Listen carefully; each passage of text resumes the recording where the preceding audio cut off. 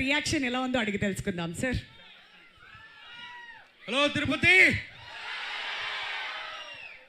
నాకైతే ఎక్స్పీరియన్స్ చాలా కొత్తగా ఉంది మీ అందరితో కూర్చుని వాళ్ళ ఈ ట్రైలర్ని చూడటం.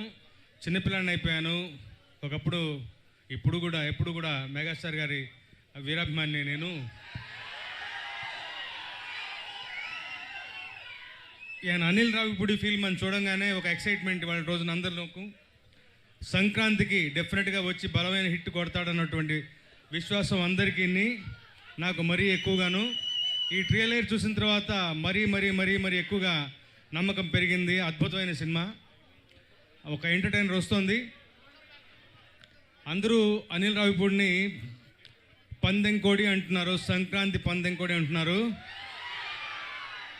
నేనంటాను సంక్రాంతి రెక్కల గుర్రం అంటాను.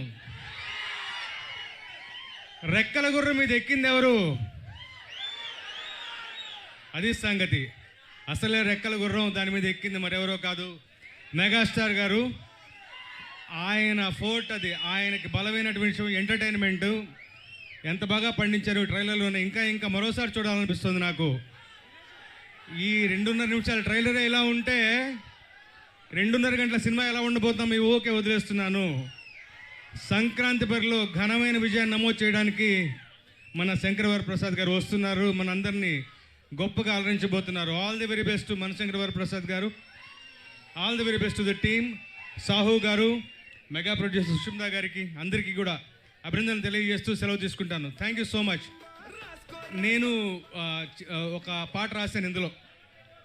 సినిమా బిగినింగ్లో వచ్చేటువంటి పాట. ఒక్కరోజు షూటింగ్కి వెళ్ళాను. నిజంగా చెప్తున్నాను, ఘరానా మొగుడు నాటి చిరంజీవి గారిని చూసిన ఫీలింగ్ కలిగింది నాకు. అంత గొప్పగా ఉంటుంది ఆ పాట. డాన్సింగ్ ఫీస్ట్ అది అందరికీ. మీరే చూడబోతున్నారు. ఉంటాను. Thank you. సరస్వతి పుత్ర రామజోగయ్య శాస్త్రి గారికి థ్యాంక్ యూ సార్.